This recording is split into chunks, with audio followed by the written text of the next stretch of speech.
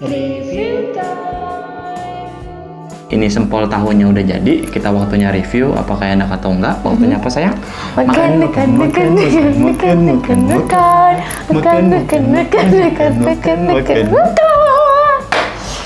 Aku udah gak sabar. Nah, ini tuh gue referensinya dari channel siapa sayang?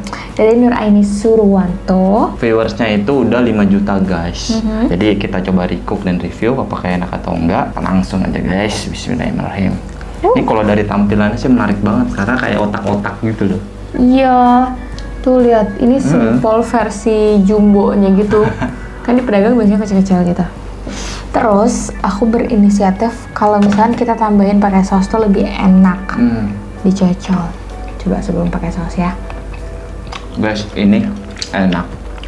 Dalam teksturnya itu jadi kenyal gitu loh, rasa tahunya yang empuk itu nggak ada, tapi ini kenyal banget. Ya, dia udah kenyal, tahunya tuh bener-bener hilang. Mungkin karena ada tepung tapioka, jadi kenyal banget. Dan aku sukanya si sayur yang ada di dalam itu masih berasa, jadi itu kayak kriuk-kriuknya tuh berasa. Iya, wortelnya itu ya. Sama si Daun daun seledri. yang aku mau cocol ke saus, ini lebih enak. Ini kalau ini saran gue ya, kalau kalian mau buat telurnya didobelin 2 kali aja karena ini gue tadi cuma sekali, jadi tipis. Tapi ini masih tetap berasa kok telurnya. Tambah saus, manis. Ini juga bisa loh buat resep jualan kalian. Siapa tahu mau iseng-iseng jualan sempol, ini bisa banget buat dicoba. Ini modalnya paling sekitar nggak sampai 20.000 guys. Jadinya 10 biji. Jadi sebelumnya udah dimakain sama aku. Dan kalau misalkan mau bikin lebih banyak lagi, maksudnya ya tinggal ukurannya lebih dikecilin gitu loh ya. Oke.